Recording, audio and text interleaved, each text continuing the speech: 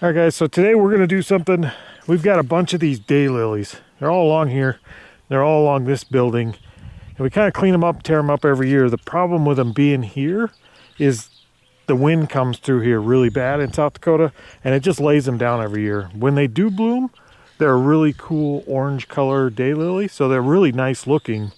Just they don't survive the wind on the side of this open building in the middle of nowhere without any real coverage. So we're going to dig them up. We're going to pot them up like these ones, and then we're going to go ahead and put a bunch of these up for sale. And I'm going to transplant some probably over by our little garden shed where they're a little bit more protected from two sides. So we're going to jump in and get some of these done. I want to try and go where there's some bigger patches of them growing up here, because I know even where they're not growing up, there's a lot of roots and stuff. There's a lot of daylilies in there that just haven't actually come up yet. But I'm going to get some clumps going.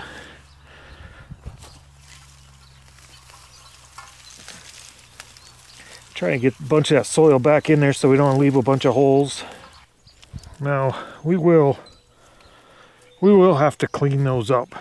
But you can kind of see, so I'll be able to do this several times over the next several years, because unless I round up these things, I just don't think they're ever going to go away. So, but it does give us a nice spot to pull some really cool daylilies from, to pot up and sell every spring. So that one right there will go in a pot by itself. You can see all the little bulbs on that thing. Like, that's going to make a really good batch of daylilies. Probably here in another 3 to 4 weeks, that's going to be ready to sell to somebody and get going off the property so somebody else can enjoy them. Hopefully somebody with a little more wind protection than we got. So I'm going to grab a bucket. I'm just going to put these in here. I'm going to keep digging until we get half a dozen or so at least.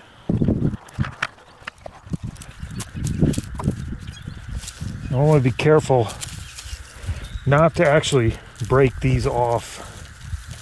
Like I said, there's a lot under here that just hasn't come up yet, so more will come up here, but as long as we're going to try and save them, I'll try and do it without busting them up too bad so that they can be potted. You can see once I get the grass and some of these weeds out of here, there's actually quite a few in there.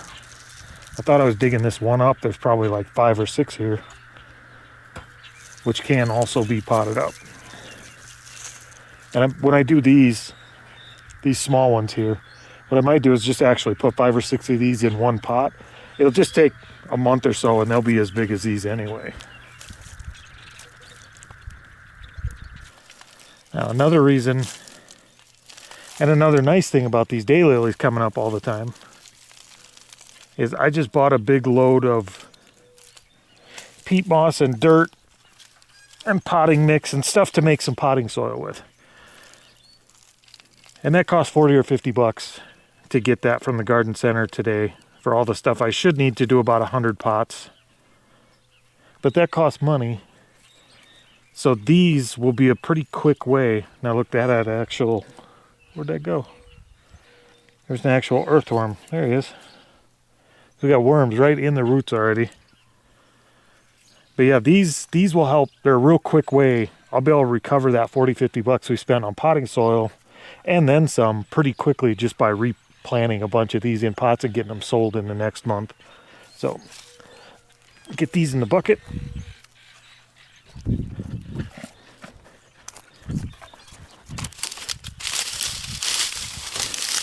You see, these are a bunch of the tall stems we didn't clean up this fall, which we'll toss out here and we'll mulch them up.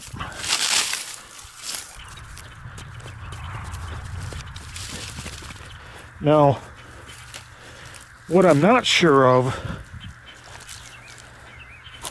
is exactly where I want to price these. So I do think we could probably get $4 or $5 a pot once they're a little bit bigger than these ones. But I guess we'll see. We'll put them up for $5 if nobody bites. We can always bring them down. But I got to consider the fact we're going to have soil and the pots. So we're probably going to have about $1.50 in each one of them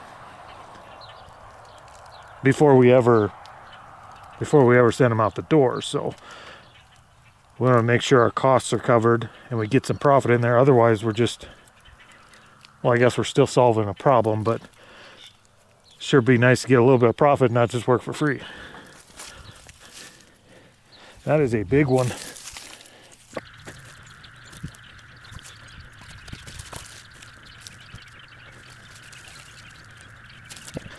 So I'm gonna take these. I think we got enough to get started. I'm gonna go get these ones potted up, see how they turn out. And then we'll come back and get some more until we at least have some of this corner cleared out. I'm not worried about doing them all. We'll get some of this corner cleared out and see where we end up with pots and dirt. And we'll go from there. So we'll let you know once we get those set up. Hey guys, so I wanted to give you a quick update. As much as it pained me, we did get, let's see if I can switch over here. We did get 100 of these weeping willow cuttings. I'll try this way. All the way along this tree row here. You can kind of see them, I hope. They go all the way up to the intersecting tree grove up there. It's about 300 feet of row. And what did I say? 100, not 200.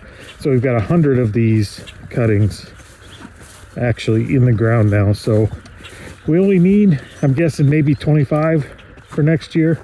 So if out of these 100 I can get 25, I'd be tickled with that. Anything extra is just a bonus. So from here on out, like I said, it's kind of prison rules here. It's sink or swim. I'm kind of gonna just ignore these guys. We'll see what happens over the summer. All right, that's the update. All right, guys, in the interest of actually getting the video done, I'm working a little bit late. I've got the lights on, so I hope there's enough light to actually see what's going on here. And we're going to try and get some of these daylilies potted up. I've got about 25 of them up here, and I've got some dirt. I may have to make a run for another bucket, but, well, dirt, potting mix. We'll start potting them up here. Okay, so I'm just going to throw a little bit in the bottom of these. These are some really cheap tray gallon pots I got on Amazon. Really cheap, meaning they were about 40 cents a piece, but they're like really, really cheap. But they do drain well and they work just fine for what we're trying to do, I would think. I'll go ahead and just throw one of them in there. And I'm going to fill it back up and kind of shake it down to get the air out of it. I'll fill it up just to the bottom of the root, or just to the top of the roots where the plant starts here. Give it a couple smacks. Tamp it just a little bit. And that's it. There's Daylily 1. I think getting these pots apart will be the toughest part of the job here. Good question right now is, why is he not pulling more of those pots apart? And the answer to that is, we're still having these 40-mile-an-hour winds. And if I go pull those apart, they're going to be all over the yard before I can get them full of dirt. Now, I will say, when you're starting out like I am, and you basically know nothing, watching YouTube videos about becoming a backyard gardener here, it's kind of what we're doing. They don't really talk about the elements. They don't talk about the wind blowing everything over 3 times a day and having to deal with being rained out of your garden and all that fun stuff. So we're getting to experience that, and we're learning kind of real time with you guys here. Before I started this video, I set some of the stuff up here, like the pots and the dirt too, so I could work out of it up here and not have to bend over. Unfortunately, that also results in everything finding its way around because of the wind. So we're just going to work with what we got. I'm trying to clean these up a little bit as I go without tearing them up too bad. They don't have to be real clean. I wouldn't think, anyway. Just trying to get some of the obviously dead stuff.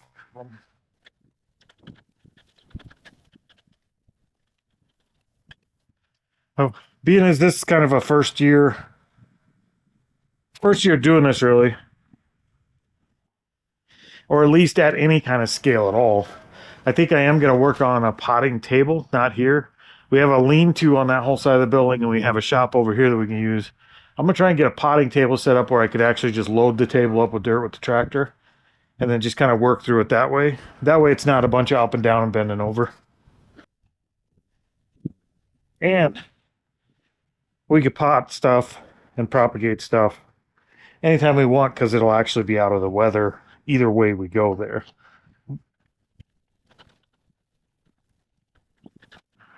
See if it's calmed down enough to try this. We'll leave those up there, see what happens. The less we get on the stack here, the more of a problem that'll become. You can see those are still awfully full of mud and stuff, but all those bulbs on there, I think these things, when they do actually start taking off, these pots are going to be real small real fast. I guess, truth be told, they probably should go in 3-gallon pots. My problem with that is they sell for so cheap if you sell them at all. I don't even know if they would pay for a 3-gallon pot. So we got to go with smaller pots, try and get rid of them quick.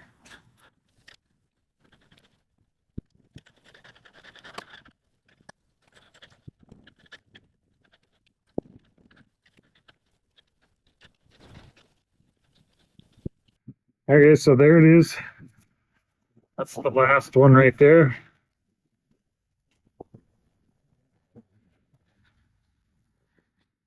And that is 25 daylilies for us. We'll just get them watered in quick.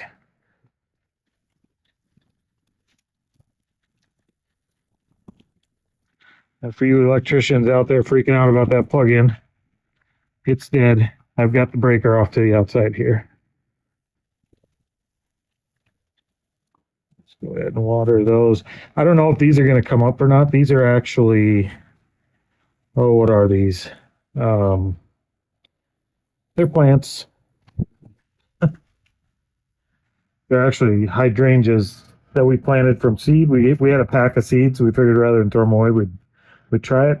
These had plastic domes on them to keep the moisture in. Them right there. But this wind just destroyed them. So, oh, look, we got 26. I forgot I had this little guy over here.